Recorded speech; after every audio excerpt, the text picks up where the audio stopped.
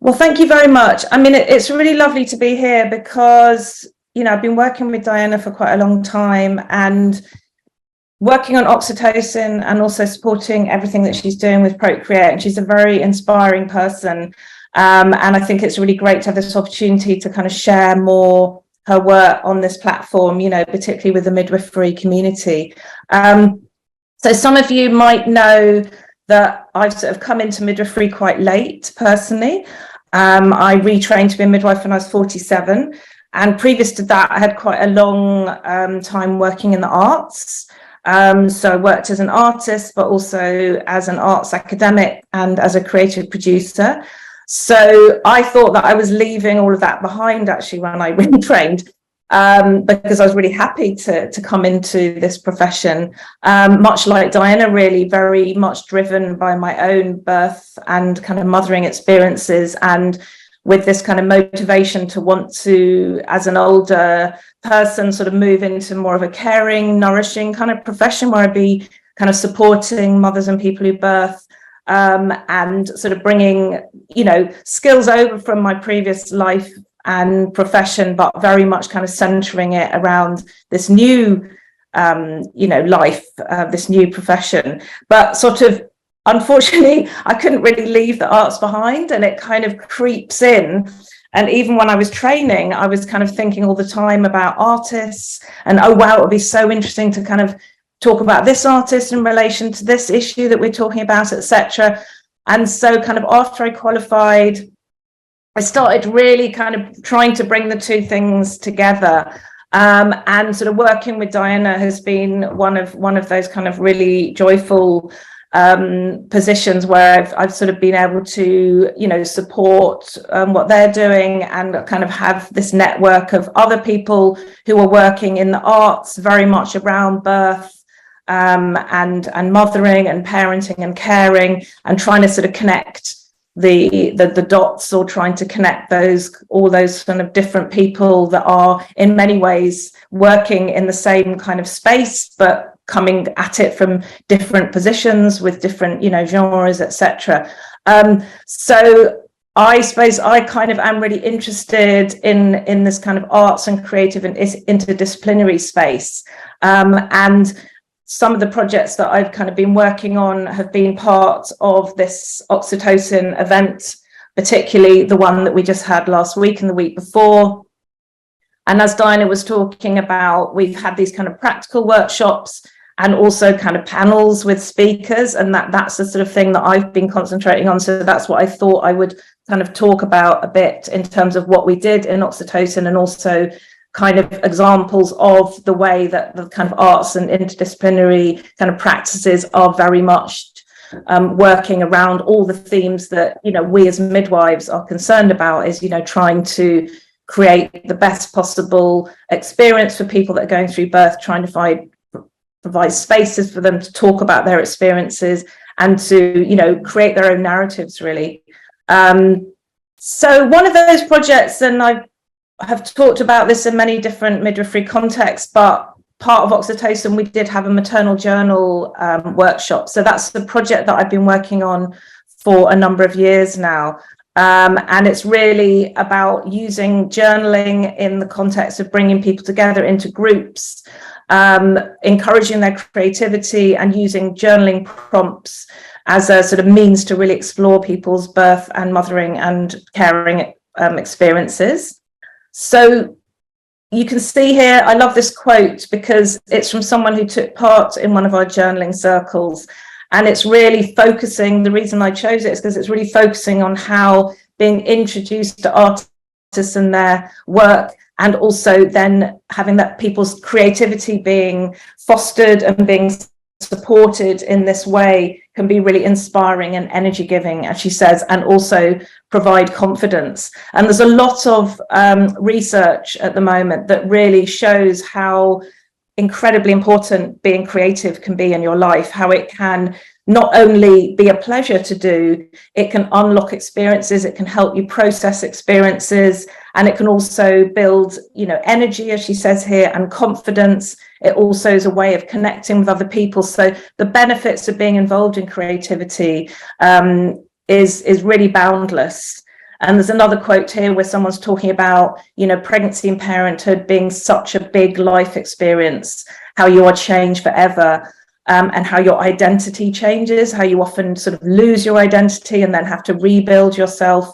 And she's talking about how journaling can be an effective way for her to explore the challenges and experiences and the new identities found along the way. And I think that's true of any kind of creative activity. So within Oxytocin, we have these practical workshops. It's very much about supporting people's own creativity, but also you'll find a lot of performances which use lots of different strategies, movement, dance, live art, and so, often images as well. So it's kind of finding a way that a creative activity can really unlock your experiences. And I think seeing people's work around this theme of birth and mothering and parenting and caring is a way of often stimulating people to explore that in themselves. So just some lovely images I wanted to show you of people from journaling workshops. And I think that you can see here the sort of variety of ways that people are exploring their creativity. So they're writing, they're drawing, they're writing poems sometimes, as well as writing prose. Sometimes they're writing kind of in this automatic way where we give them a prompt and they just respond very quickly. Other times we're using collage, which, as you can see on the left-hand side here, we're using bits of paper, could be coloured paper, could be wrapping paper, cards, Christmas cards you cut up, often things that you just have around in your house. You don't need fancy materials often to do the journaling activities or to explore your creativity. You don't need to have your own studio space, lots of time. Lots of the journaling prompts are very short, so that you can see here on the right-hand side, people journaling and writing in their journals, as well as looking after their children. So it's finding this kind of way of, multitasking. We know how busy mothers are, parents are, and so, finding kind of practical ways of exploring your creativity that don't take a lot of money, don't take a lot of time, don't take a lot of expertise, and we're supporting you along the way with all the journaling prompts, is the way that we've been able to sort of really roll this out, not only in the UK, but now globally. And we have sort of journaling groups running all over the world. You can see here on the right-hand side, journaling is often a very kind of communal activity. So sitting around a table with other people is a form of creating community. I think taking part in any group can be really beneficial, again, for your mental health and well-being. You feel part of the community, you're doing something alongside people, you're making friends, you're sharing experiences, you're having your own experiences acknowledged and mirrored back to you, you're being heard. These are all very, very powerful things. And on the left-hand side, this is actually Gemma, who is a specialist OT who works in a mother and baby unit. So journaling has also been happening in the most, kind of acute settings. So I think that's also a sort of interesting and a good demonstration of how creativity can be really healing and really powerful, in a context where people are, probably going through, the most kind of difficult experiences post-birth. So this is in a mother and baby unit. So journaling, as I've kind of been discussing in quite a roundabout way, is kind of any practice that you do in a regular way. So you might be more familiar with the idea of keeping a diary or sketchbook, but journaling really encapsulates any of those practices. And you can see on the right-hand side at the top, a display of journals. And again, you can see the variety of techniques from drawing to photography, sticking things into your journal, writing. So just any form of creativity you can kind of engage with in a journal. And as I was saying, being in a group allows you to really kind of start to unpack some of those incredible changes that happen, but particularly when you go through first pregnancy. So, Diana, again, reflecting back to what she was saying about that, often that first pregnancy, that first birth, there are just such enormous changes that are going on in your body physically, but also psychologically, socially. You're often thinking back, reflecting back to your own parenting, your own childhood. It's often a time of great leaps of imagination. You'll often have really vivid dreams. And, again, reflecting on what's happened to you yourself, and how you were parented, and looking forward to how you want to be a parent. So it's often a time when there's just kind of explosive amount of activity going on, and a lot of imagination. Again, it's a time to hopefully find your tribe, find your community, and that connection and that community can be enormously supportive and powerful. And I think journaling and discussing what you're doing, and in a wider context, coming to an event like Oxytocin, or other conferences where there's an opportunity to listen and talk with other people, it's often a time when we start to unpack those kind of cultural stereotypes around mothering and parenting and birth, and start to think about how we are often oppressed by those stereotypes, and how important it is to try and unpack them, see them for what they are, and develop your own kind of course through this experience in a sort of really authentic way. So, I mean, as we are all tonight together online, it's also possible, I think, to connect with people online. And a lot of journaling groups actually happen now online. That happened very much because of the pandemic, but actually it provides opportunity for connection. Some of these groups, people are joining from all over the world, which again is fascinating to hear how much we share, but also how we hear different perspectives from people that come from different cultural positions, and different places.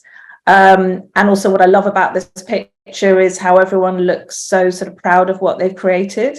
So again, going back to the sort of power of creativity and how it can build confidence, self-esteem, and can lead you anywhere. The idea with maternal journal in many ways is that hopefully you get introduced to the idea through coming to a group, and then you take it forward into your life, and your journaling practice carries on as a means to explore your creativity, but also to support and boost your well-being. So a journaling group is a safe place where you can share your experiences, you can explore your creative expression, you can feel valued and heard.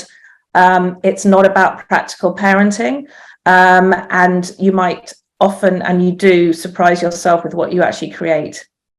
And those spaces are really for anyone who's been pregnant, given birth, or identifies as a mother, or a gender non-conforming or non-binary carer or grandparent.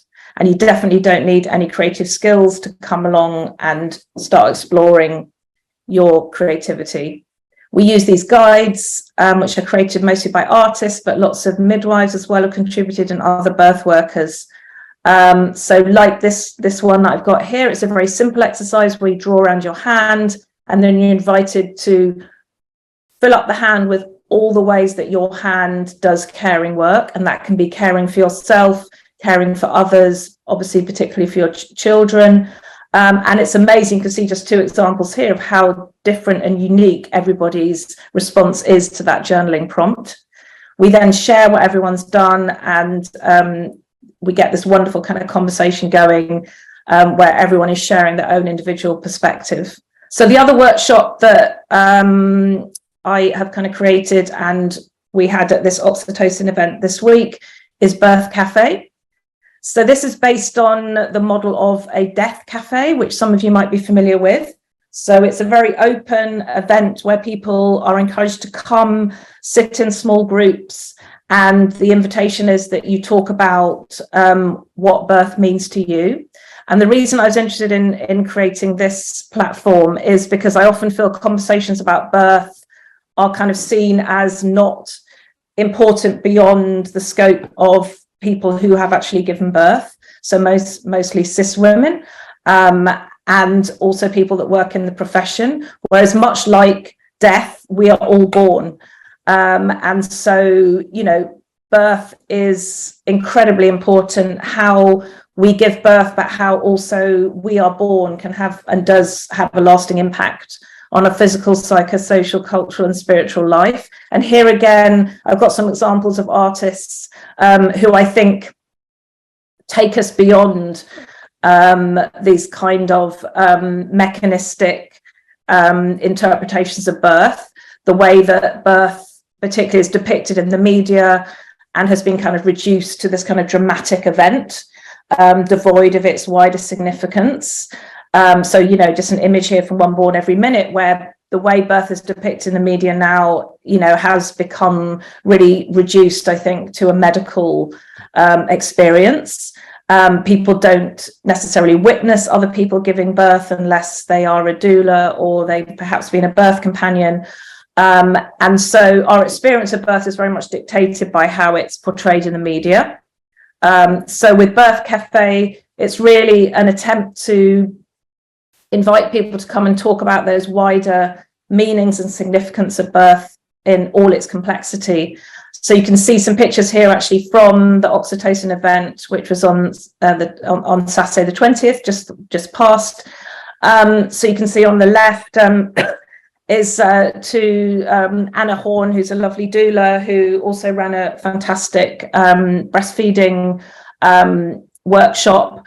And on the right is a midwife that I met who came up for the event from Birmingham.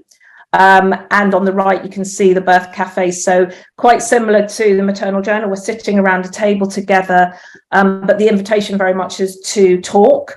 Is to say why you're there, why you were interested in attending, and then everyone goes around the table and inevitably conversations develop from there.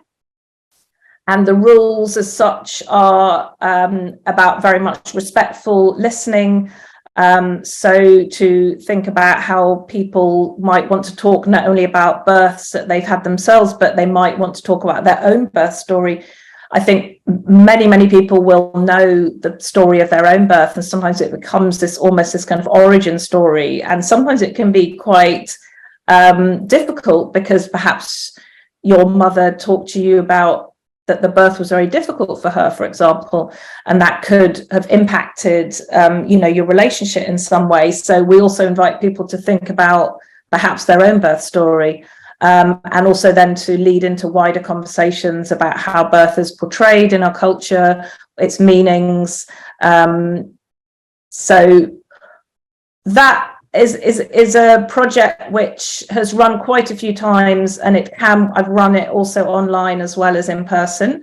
And then just a very quick mention of the panels that we had at Oxytocin and this exciting opportunity that has created, whereby, like the whole event itself, the panel speakers have been interdisciplinary.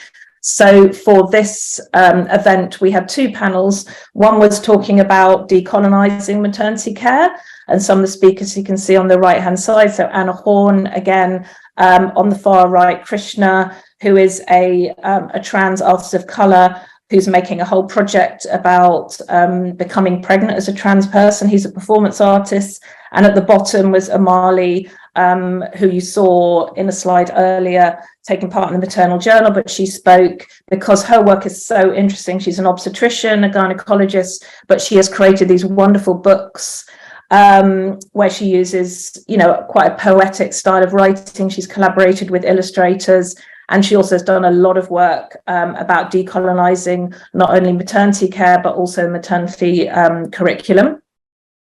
And on the left-hand side, we had a panel which was about the experiences of care for deaf and disabled people. And again, we had a panel. So at the top, there is Sahira, who's a deaf artist that I've worked with in Maternal Journal. And she was talking about her experiences being a deaf person giving birth and some of the barriers that she's faced. It was chaired at the bottom here with the longer hair and the red jacket by Hannah Bonham-Bowell, who's a disability activist, and she's a GP.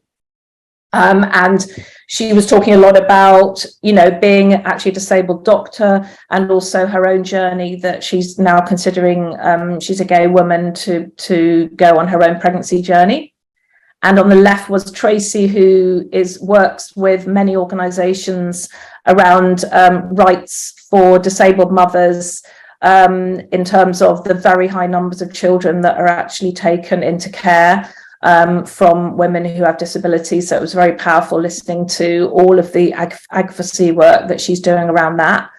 So that's not all the speakers, but just to give you a flavour of how exciting it was to bring these panels together, where again, you're bringing people who are working around issues of pregnancy, birth and care, as artists, as activists, as healthcare professionals, and kind of generating these very rich conversations. So that is really just to give you a little sort of flavour of some of the work that I've been doing in this area and that was presented at Oxytocin, and gave me the opportunity to bring this work, into this larger platform. So thank you, and I'm really happy to take any questions from people.